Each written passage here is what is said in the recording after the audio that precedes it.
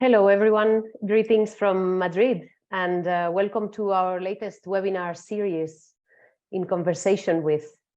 Today, we are very excited to dive into a thought-provoking discussion with one of the signatories of the Glasgow Declaration.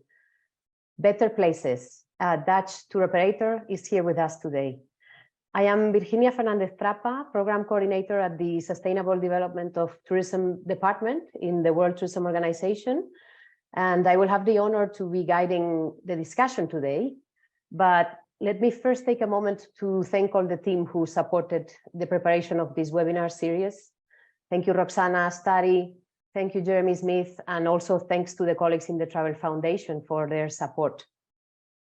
The person behind Better Places' inspiring journey is Saskia Griep, the CEO. She is a dynamic leader who has been instrumental in shaping the course of Better Places.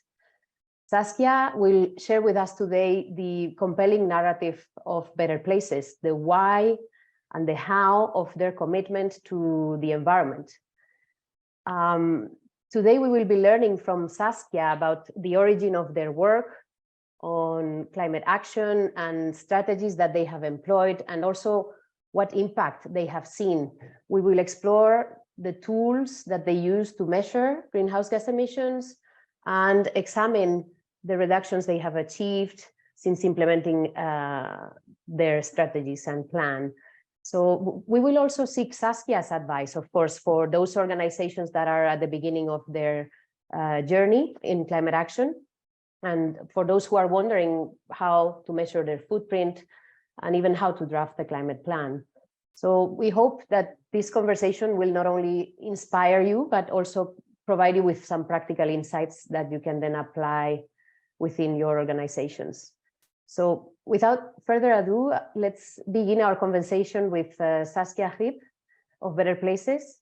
Dear Saskia, a warm welcome. Thank you so much for your availability and willingness to share your experience. Yeah, thank you very much for the invitation. Maybe a little bit more about Better Places. We are, we started almost 10 years ago. We are a travel platform and we connect travelers directly with an expert in the destination. We offer over 60 destinations. We started as a long-haul specialist, but more and more we offer also destinations closer to home. We also have a company in Germany, a sister company with another name, and the name is Fairway. Thank you, Saskia, for that introduction. You already briefly mentioned one of the strategies that you have implemented to address climate action, which is longer duration packages. But can you tell us a bit more? I mean, what are the main strategies that you have introduced in Better Places? Yeah, well, the first step was measuring. I think that already started a long time ago, even when I was working for another company. I thought, I was increasingly worried about climate change and the effect it had on our trips. So I decided to ask the help of some experts, and I contacted Paul Peters and Eke Eigelaar from Breda University of Applied Sciences. And they developed a tool, which later developed into Carmichael. And it was a lot of work because we had to calculate all elements of the trips. So I didn't make myself very popular at that company because the product managers did need to do a lot of work to calculate emissions. But it did give a lot of insight. And based on that work, it made it, I started my company around 9 years ago. And with Better Places from the start, I wanted to know what are the emissions. We have tailor-made trips at Better Places, so all trips are different. But at that time, Carmichael already existed, so we had a tool to make the work easier, but it was still a lot of work to calculate everything. So we hired some trainees to do the calculations and all the work. It took like, a whole year to complete. But then we discovered that around 90% of emissions of a long-haul trip was caused by the flight to the destination. So that made the work much easier, and we calculated averages for the land-only part. And of course, also we calculate domestic flights, which is also quite easy to calculate. So that makes the work much, much more easier. And currently we use averages to calculate emissions of accommodations, for example, or domestic transport. And we use the tool of atmosphere to calculate emissions of the flight. So we have averages now, and it's much easier to calculate. Thank you, Saskia. So, sorry, just to get a better understanding, the averages are per type of package or just in general? How did you develop those averages? Can you share some insights, please? Yes, that was based on calculations. So, and then we discovered in some destinations, the average is a bit higher than in others. So, because, for example, it's a hotter country, so people will definitely use air conditioning in most cases. And also because in some destinations, the destination is bigger, so you cover more distance. So that's based on that. So there is a difference per country, but it's an average per day. And then domestic flights, we calculate them separately. Okay, thank you. I mean, there is a lot of debate on what a tour operator should do and not do, right, when it comes to flights, because I suppose Better Places that does not sell the flights. Is this a correct understanding? That's correct. But okay, no, nevertheless, you decided to include you cannot make our trips without a flight. So I think it's really, and that's very much a focus point of my vision, is that as a tour company, you really have to take into account the flight to the destination, even if you don't fly it, if you don't sell it. Except for destinations which you can reach by train or by car. That's a bit different. But for long haul trips, the main emissions are in the flight. So I think these emissions, scope 3 emissions, are really relevant if you're talking about the climate action plan. Do you also measure other categories under scope 3 from your value chain? No, I think the main thing is flights. Yeah. Okay. And I mean, taking into account the flights, of course, as we know, is challenging because it's the largest part of the footprint. But how much have you reduced emissions? Did you still manage to reduce emissions when implementing the climate strategies? Well, actually, we were helped, of course, by the pandemic. So it was quite easy to reach our targets.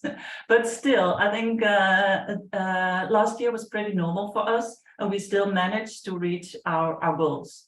And the thing is, we want to reduce our emissions per person per day with 5% each year. Okay, interesting. And we're on track.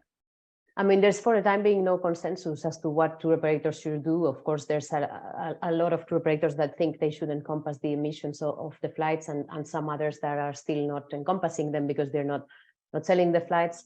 While we reach consensus, I mean, probably it's good to keep an eye so that at least we're gaining an understanding, right, of what the flights are representing in the overall footprint.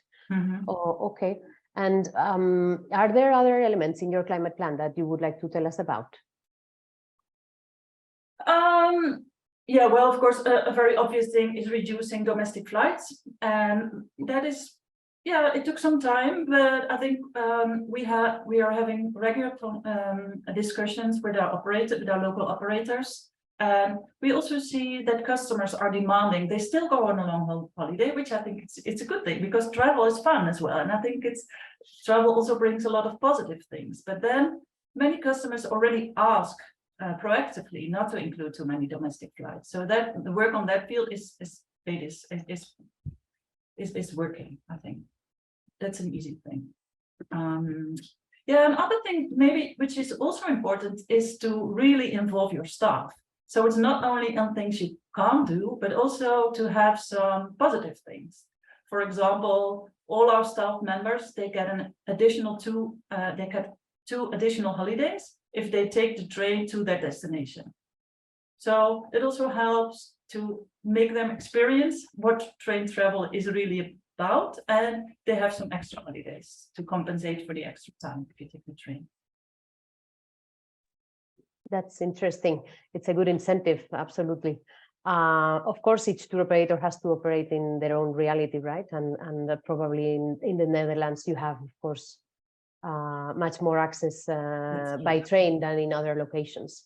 But it's good to to hear about these incentives, because perhaps the colleagues that will not be able to incentivize in the same way can also think about what could be interesting for their staff to get more involved. So it's an interesting approach.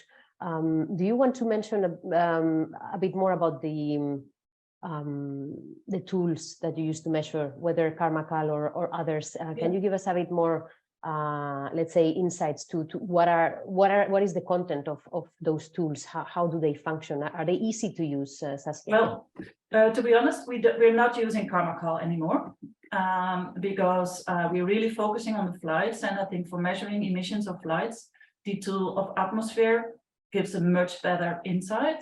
And actually, it's when we hire new staff or when we have trainees, one of the elements of the onboarding is that they have to work with atmosphere to get more information. And actually, the tool of atmosphere is really detailed. You can see the differences between a flight in economy class or in business class. You can see the difference between one company and another. You can see the difference between a charter flight and a regular flight. So it gives a lot of information. And for some destinations, it even gives the difference between the different companies. So I think it's a really, really easy to use tool, and it's free. So that also is very easy. Okay, thank you. Was Karmakal recently updated? I read somewhere that it was, but I don't know. I didn't get an update about it. Okay, maybe we'll have to interview them soon.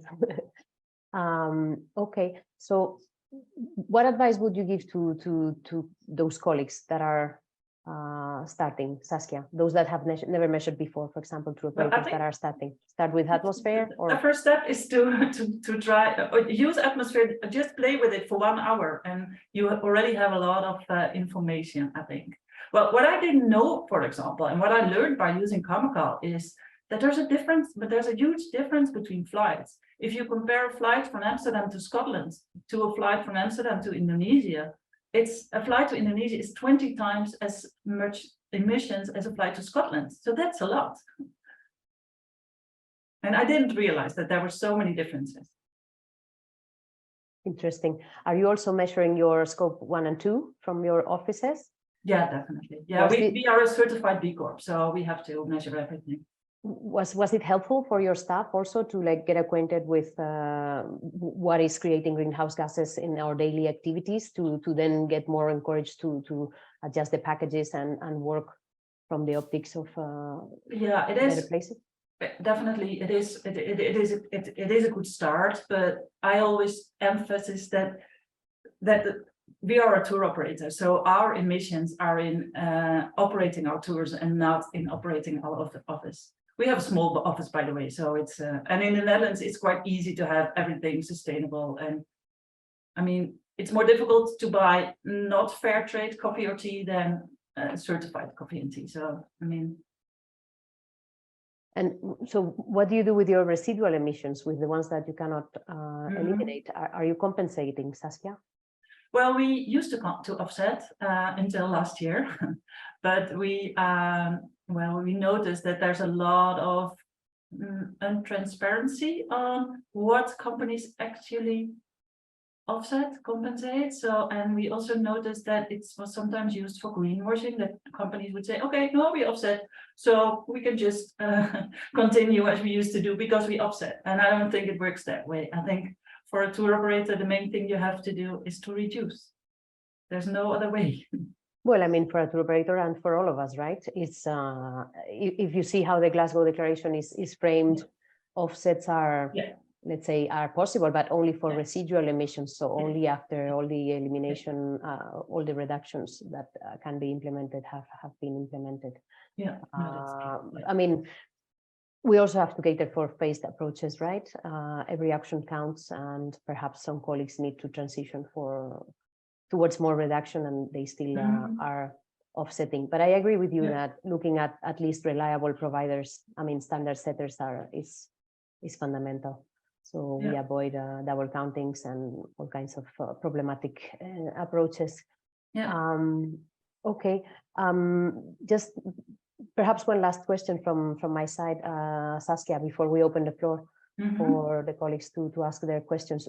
Besides your work on climate action, you also have a positive impact program, right? Could you tell us what is that about? Yes, we do. Well, like I said, I still think traveling gives a lot of positive impact, both for the traveler and for the people at the destination. But I think you have to take some issues into account. So we also started to measure the positive impact, and when you measure, you know where you can improve. That's the main thing about measurement. And it's quite a complicated process because we are setting our own criteria, and in the process we always have to adapt them because it's not clear enough, or it's the criteria are not good enough. So it's a big process, but the advantage of the process, we do it together with our partners, is also that you improve during the process. For example, one of the things we set as a criteria to improve positive impact is to include as much as possible interaction with local population.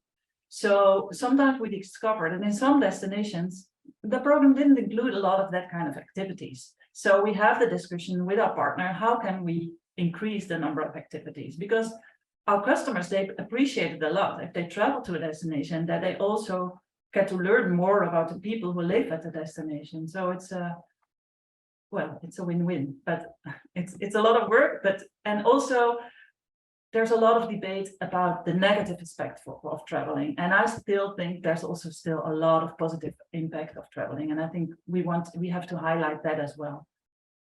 And it's much more fun to talk about community-based tourism or small-scale accommodation than to talk about CO2 emissions. Of course, I couldn't agree more. Sorry, one last one. This is the real last one. So how do your customers engage, when you explain them your philosophy, the way that your packages are constructed? How do they react? Yeah, actually we engage them in all different ways, but we try to avoid telling them, oh, this is better, or this is sustainable, this is more, it's more like, for me, it's part of quality. So if you have a meet a local activity, for example, the quality of your trip increases, because for us it's really important to have good quality excursions and to train local people, to train our staff. So I think that is important. Can I still mention one thing for companies? Of course. To start? Because I really like the recent report of the Travel Foundation about envisioning tourism 2030 and beyond, because it gives really a positive view on the future. There's still a lot of things which are possible. It's not that we need to stop traveling. We can still travel. We can still even grow, but we have to make different decisions. Thank you so much, Saskia. Let's take a moment to hear from our audience now. Dear all, if you have any questions for Saskia, please could you raise the hand so that we can open your mic so you can intervene in the conversation.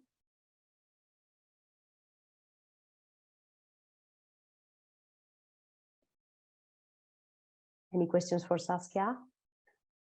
I see one hand. That's Christina Ruse or Rus. Please, can you introduce yourself briefly so that we know who you are, and then the floor is yours. Thank you. Yes. Hello. Do you hear me? Yes. Yes. Hello, Christina Ruse from ECTA, the European Travel Agents and Tour Operators Association. Saskia, I think we have met already. You were kind enough to come to one of our meetings and present as a best practice, and thank you very much for that. Very briefly, you were mentioning that for the calculation of all elements of a trip, you're using averages. Are these averages something that is provided, for example, is that something that you have calculated yourself? And so what about possible claims of greenwashing, because it's all about measuring, being very accurate, not misleading the customer. So are we still allowed to use averages, and is it okay just to look at a flight within a trip and discard basically the other elements? These are more in view of the Green Claims Initiative at EU level. Thank you very much. Okay, maybe first make a comment that we are measuring everything of a trip, not just the flight. We are measuring everything. The averages are based on Kamacal. And then we shared our information based on Kamacal, and then South Pole, which is a big company offering offsets, they looked into our figures, and then they came up with the averages. So it's both based on Kamacal and then checked by South Pole. And these numbers are publicly available.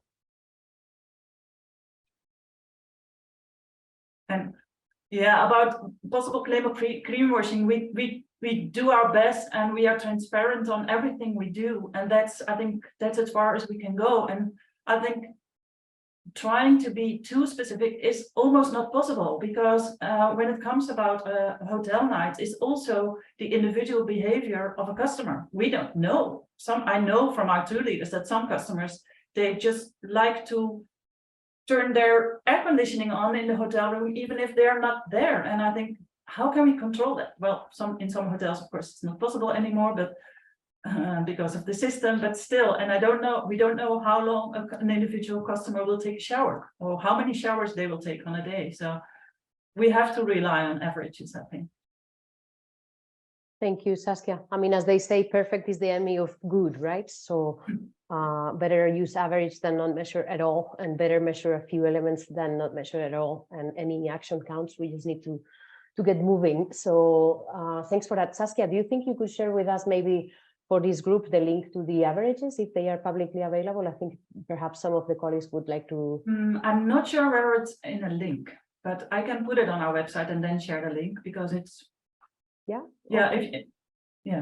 that would be extremely useful for the Glasgow Declaration community. I think are there any more questions, colleagues, before I go into the chat?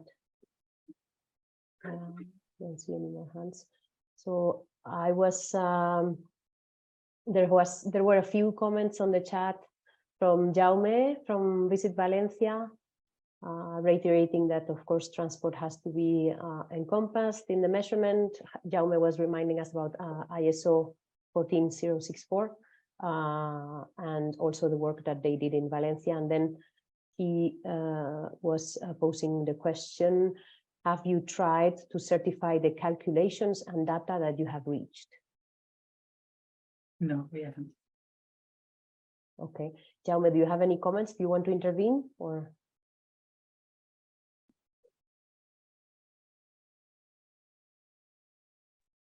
Hi, can you hear me? We can. Hello, hola. I just wanted to, as Christina asked, we are always trying to do the best, but as always, the issue of this greenwashing, trying to really show that everything we are trying to perform, it's some kind of third-party certification. No, that it's not just a willingness that we are trying to do it, but you must, and you can demonstrate that you have doing this properly according to certain rules or certain standards. That's why we are all trying to get it, how to do it, and it's not easy, it's not cheap. That's one of the barriers for the sector, I guess.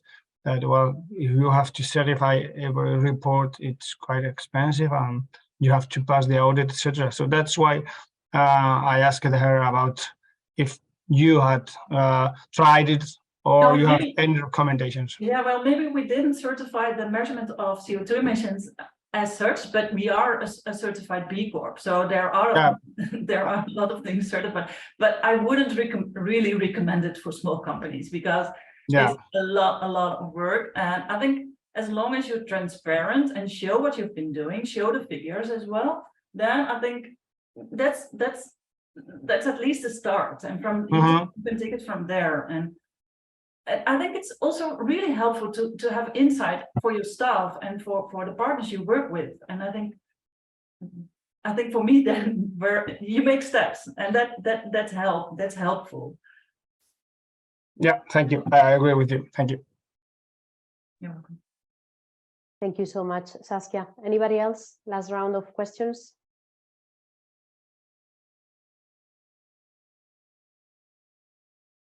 I don't see any further questions. Saskia, do you have any final comments?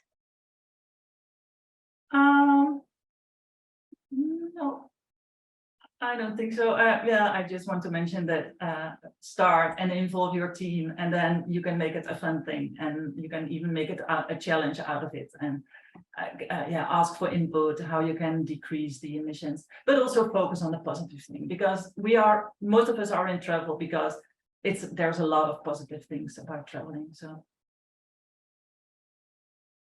Exactly. Is there a hand, or is the hand from before? Please, Jaume, go ahead.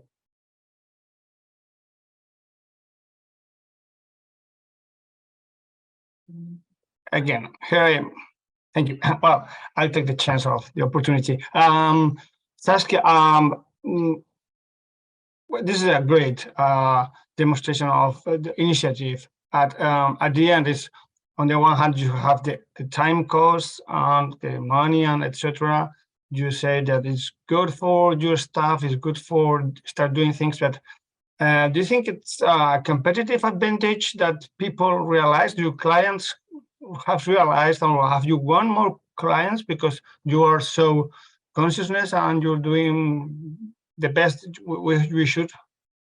well, I think we have to look at the long term, and I think then it makes sense. And then maybe maybe at the moment we don't have a competitive advantage yet, but I think in 5 years' time we will, because we're prepared. And we prepared for the future. Maybe even in 2 years we already have the competitive advantage, because we know where we can work on. And well, we are increasing. We have more customers than we had before the pandemic, but that's also because we attract new customers now, because we offer a product within Europe. So, but my challenge would be to also convince our current customers who used to travel to long-haul destinations to make a change and also choose for a destination closer to home now and then. Thank you so much, Saskia. Thank you all. I think this brings us to the end of this very interesting conversation with Saskia Griep from Better Places. Saskia, thank you really for sharing your experience and insights. Your work and your passion is very, very inspiring, and it also, I think, serves as a blueprint for others to take action. So thank you so much. I'd like to invite. And if there's anyone who wants to have more information on how we do things, please reach out. We're always willing to share information. Thank you so much. I would like to invite everyone to check the case studies. There's one case study that gave to which this session follows suit on the website. The link has been posted in the chat. And yes, that's all from our side. Thank you, everyone. We hope it's been interesting, and we look forward to seeing you on the next webinar of this series, In Conversation With. Thank you. Bye-bye. Okay. Thank you very much.